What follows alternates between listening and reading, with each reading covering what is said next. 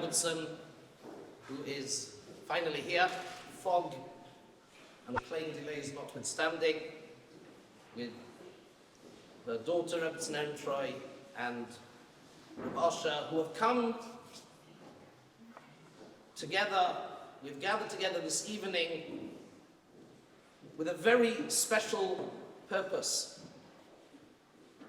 To remember this, it's Rosh Chodesh, there are no Hespedim, Baruch Hashem. I could not possibly imagine myself in any way being maspid, somebody of the stature of Dayan Zikaron Levracha.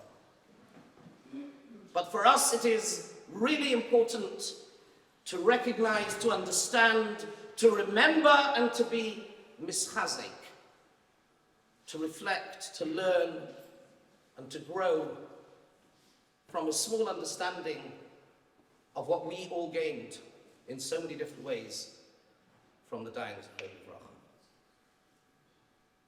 And tonight indeed is a night that one is meant to talk and explain. This was the night that Moshe Rabbeinu transforms from being kvad peh ukvad loshoin, unable to speak, unable to articulate. And the Pasuk tells us at the beginning of Sefer Devarim that on Rosh Chodesh Shevat, Hoyel Moshe Be'er es HaTorah hazos leimor. Moshe Rabbeinu finds his voice, and for 38 days straight, he talks and he talks and he talks, and that is the whole of Sefer Devarim. And he explains and gives us his legacy. Besides for the family here tonight, I think I am right in saying that my connection to the Dayan goes back longer than anybody else here, and I'd like to explain. You see, I was born in a little town in the northeast of England known as Sunderland. And let me tell you why I was born in Sunderland, and the Dayan influenced that even before I existed. I'll explain why. My father, Shlita, was learning in yeshiva in Brisk, and he became quite ill, he got dysentery, and he came back to Gateshead. And not yet married, he was going to join Gateshead Kollel. He was accepted into Gateshead Kollel, but they were in the middle of learning a Masechta, and he would have to hang about and wait for a few weeks, a few months, and he went to his Rebbe, Reb Leib Lopian, Zecher Tzadik Levracha, and Reb Leib told him, go to Sunderland and learn by Reb Chanoch, he will look after you. And that's why I was born in Sunderland. Because Reb Leib, in his greatness, realized and knew the essence of the Dayan as a Rebbe, he will look after you. And so my father joined that small, select Chabura that was Sunderland Kollel at the time. Indeed, some of my earliest childhood memories, I can't have been more than 5 at the time, was of the Dayan on Simchas Torah with his white handkerchief, dancing energetically. I will never forget. I couldn't have been more than 5, because when I was 6, we moved to Gateshead. Melech Rachamon Rachem Oleinu Toivu Meitiv Yidorish Lonu. I will never forget that dance. And all the Balabatim, the old Litvischer Balabatim in Sunderland, transfixed. Nor will I forget the Suda Shlishis that we had with, forgive me, Auntie Ruchi. These memories stay with you. And I realized, as I was reflecting a few days ago, that since I got married some 35 years ago, I've lived in 3 different countries. We were in Gibraltar for 13 years, in London, in Edgware for 18, and now we've been here for 3.5, 4. And what is the common denominator between them? There is one common denominator, it suddenly hit me, and that was the Dayan. The Dayan was an incredible influence on Gibraltar, on giving us smicha. We went with him to the abattoir in La Linea to do shchita, and I remember him trying to explain to the Spanish veterinary surgeon why it was humane to do shechita. And that charisma, that twinkle in his eye that captivated all, that is the common denominator. But let me share with you a short Torah thought, which I think brings it all together with 2 or 3 personal anecdotes. Right back at the beginning of creation, there are very few people, and Adam and Chava have 2 children, Cain and Hevel. And the world wasn't big enough for the 2 of them, their entire world. And Cain, in a fit of jealousy, kills his brother, and then responds to Hashem by saying, Hashem, do I carry social responsibility for my brother? And then he does a tremendous teshuvah. After being exiled, you will be forever peripatetic, the correct English word, forgive me. You will always wander. You'll be the wandering Jew, What does he do? How does he manifest his teshuvah? The Pasuk tells us, Vayehi boine ir. As the Ramban explains, in the present, it said in the present tense, for the rest of his life, he went around building cities. Vayikra shem ha'ir kishem b'nai Chanoch. But he called the cities had one name, they had one thing in common. They were based on Chanoch, the name of his son, which means chinuch. Explains the Malbim that Cain could have gone in the other direction.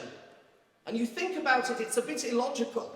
If we have an entire world and there's only 4 people in the world and one of them kills the other, surely the right thing to do would be then to spread them further. He doesn't do that. He does the exact opposite. He recognizes that the way to be misaking, the way to rectify, not caring for somebody else, not being shomer achiv, is to build a city based on the values of the name of his son, Chanoch, Chinuch. Because when you're in a city, it forces you to live together, to love together, to cry together, to care for each other. That's what a city means. And this, so fittingly, his namesake, this is why in the 3 countries that I have lived, the common denominator was Reb Chanoch, because wherever he was, Vayehi boine ir. He built cities. He didn't just sit by his Gemara, which was his favorite pastime, ever engage him in learning, and he became alive with a Reb Akiva Eiger, with a Reb Chaim, a yeshiva man, always. But Vayehi boine ir. We moved to Edgware. And not long after we moved to Edgware, the Dayan opened a kollel and transformed Edgware. Edgware now is a growing Mokum Torah in England. Built the Eruv in London, again, to enclose people, to bring them together, to be Boina Ir. And here, I wasn't Zocher to be here in Berlin, I was with the Dayan once. But I want to tell you 1 or 2 quick stories. But clearly here, he was Boina Ir. We'd been here a year and a half, and it was challenging. COVID hit. Erev Rosh Hashanah, I get a phone call, and I'm ashamed, I'm embarrassed to say, Rebbetzin knows what's coming. It was the Dayan calling to find out, how are you? Wish you Ksila v'chasima taiva. It should have been the other way around. And I remembered the next year, and I said to Raquel, we've got to get in there first. And I did. And the Rebbetzin was there to answer the phone, but unfortunately the Dayan wasn't able. In the middle of COVID, he calls me up, and he says there's Davidel. He says there's a family here that are going through, they're almost ready for Geirus. I can't travel, everything's in lockdown. And with his trademark humility, he said, but you've been mashamash me enough times, you know what to do, you go and do it. And he gave me very detailed instructions. Everybody, the world is in lockdown. Nobody's moving. But he's sitting there in London and remembers that in his files there's a family that needs to progress, and they have a right and a need to progress, and he makes sure that it happens. Never delegating.